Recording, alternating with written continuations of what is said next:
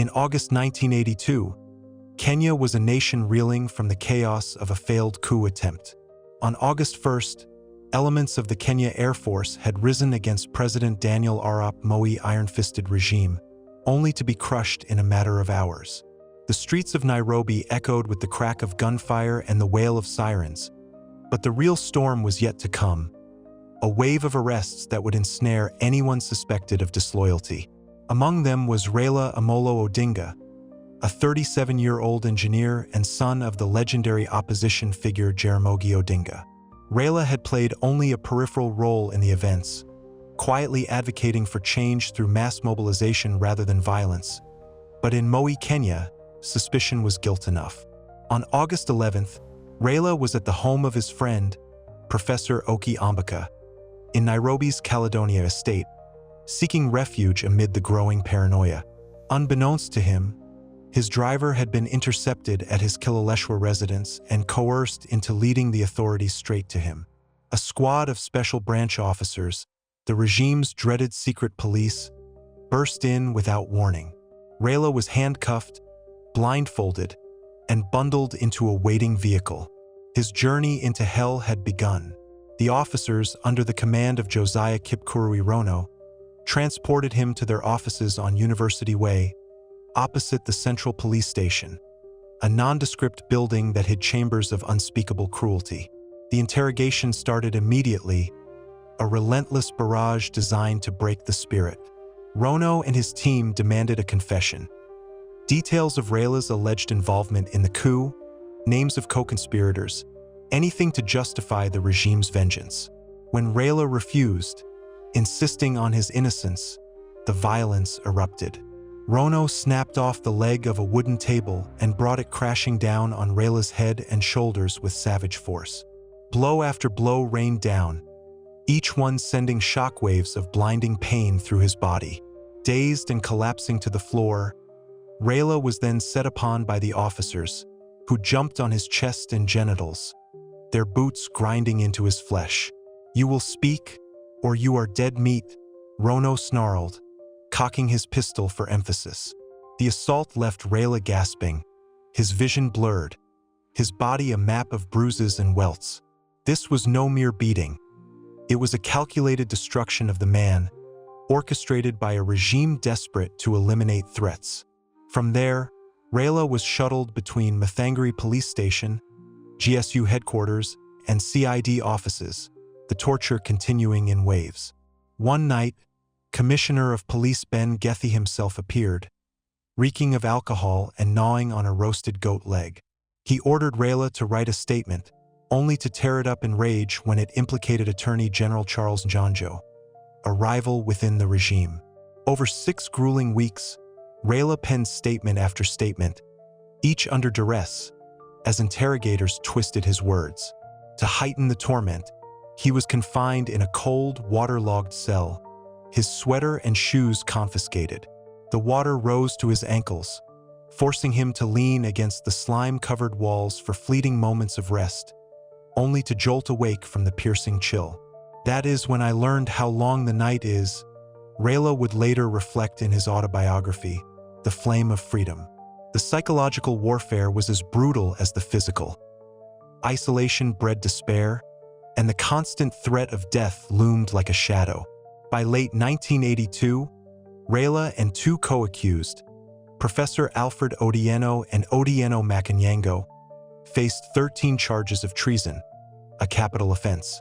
They were remanded in custody, thrown into solitary cells with barely any sunlight penetrating the bars.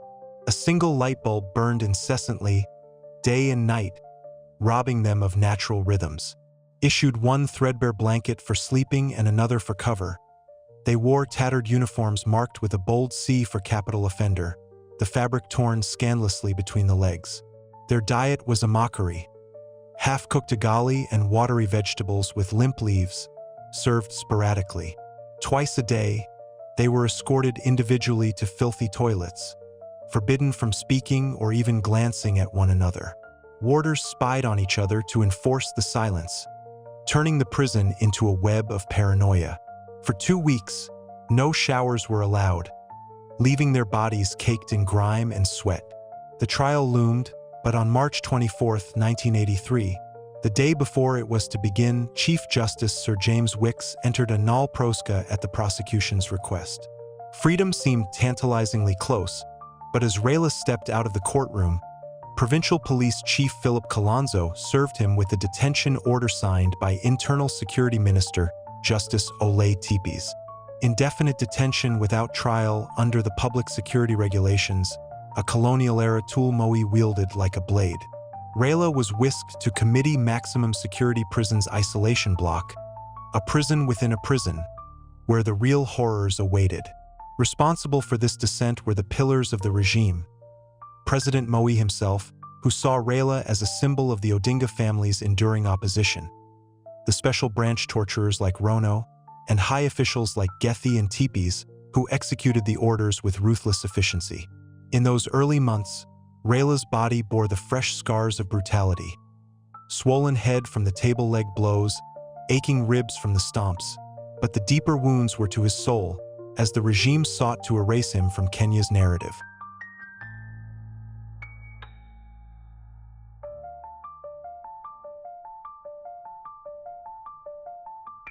Transferred to Kamiti's isolation wing, Raila entered a world engineered for human erosion. The cells were dank fortresses of concrete, pitch black save for the occasional flicker from a distant bulb. Flooded with water deliberately poured in through vents, the floors became treacherous swamps, forcing inmates to stand for hours or risk hypothermia. Raila's cell was a tomb.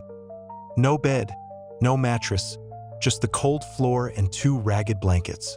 Ventilation ducts alternated blasts of icy air and scorching, dusty heat, designed to disorient and weaken.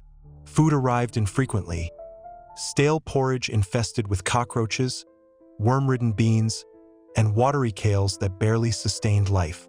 Starvation was a weapon, leaving Raila emaciated, his once robust frame hollowed out. Solitary confinement was the cruelest cut.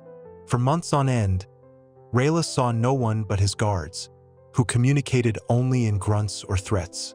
He was denied books initially, though later allowed censored religious texts like the Bible and Quran. To survive the madness, he devised routines. Pacing the cell for exercise, tending a small vegetable garden when permitted, reciting poetry and songs from memory. But the isolation gnawed relentlessly. He learned of his mother's death months after the fact, the news delivered coldly by a warder, with no chance to mourn or attend her funeral. Family visits were forbidden. His wife, Ida, and young children became ghosts in his mind. He would not see his son, Raila Jr., until the boy was 9 years old, a theft of fatherhood that inflicted wounds deeper than any beating. The torture persisted, though subtler now. At Nyayo House, the regime's infamous torture center, built with public funds for this very purpose, Raila endured sessions that blurred into nightmares. Blindfolded and stripped, he was chained to a chair while interrogators, led by figures like James Opio and others, demanded more confessions. Beatings came with whips, rubber hoses, and wooden batons. Cigarettes were stubbed out on skin, and needles pierced sensitive areas. One method, the swimming pool, involved flooding the cell to chest height, leaving him to shiver in the dark, exhausted, and collapsing into the filth. Psychological ploys amplified the horror. Piped in cries of women and children mimicked his family's suffering, breaking his resolve in ways physical pain could not. Female torturers, often described as light-skinned with Kikuyu accents, added humiliation. Fondling, threatening circumcision with razor blades, burning genitals with smoldering cigarettes. Raila's injuries mounted. The initial head trauma from Rono's assault evolved into chronic headaches, a buildup of fluid that years later would be diagnosed as hydrocephalus, requiring emergency surgery. His left eye, struck during a beating, developed a persistent teariness, a visible scar of the regime's savagery. Bruises on his chest and genitals faded, but the pain lingered, a constant reminder of vulnerability. Moved between prisons, Manyani's brutal colonial-era notoriety, Naivash's overcrowded hell, Shimo La Tewa's coastal isolation. The conditions varied little. Overcrowded cells meant sleeping in shifts, wading through urine and feces to reach overflowing toilets. Lice, fleas, and diseases like scabies and malaria ravaged bodies unchecked. Medical care was aspirin for everything or nothing at all. Throughout, the architects of this suffering remained the same: Moi inner circle. The president, paranoid after the coup, authorized the crackdowns, viewing Raila as a proxy for his father's KPU legacy. Special branch officers like Rono and Opio executed the tortures, while ministers like Tipis and police chiefs like Kalonzo enforced the detentions. Nyayo House stood as a monument to their depravity, its basements echoing with the screams of hundreds. Students, academics, soldiers, rounded up post-coup. Raila shared this fate with figures like Titus Adangosi, who died mysteriously in prison, or Mena wa Kenyati, subjected to similar degradations. For nearly 6 years, from 1982 to 1988, Raila endured this abyss, his spirit tested but unbroken, a testament to resilience amid engineered despair.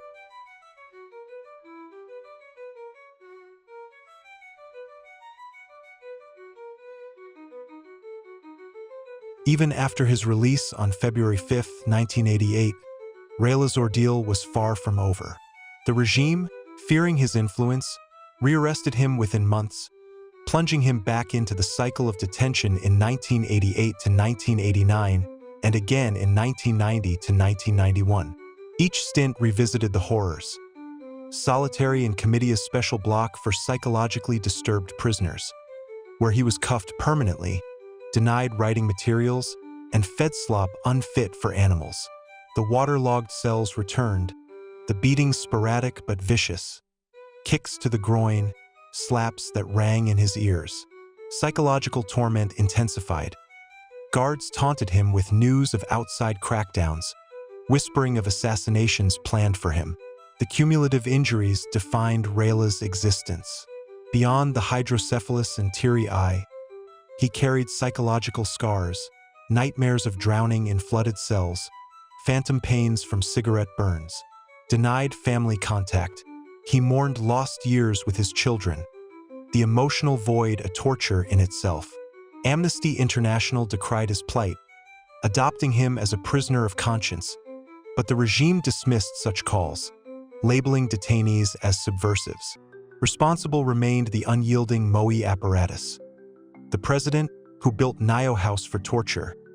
Torturers like Rono, whose blows left lasting damage, and enablers like Gethi, whose interrogations sowed seeds of despair.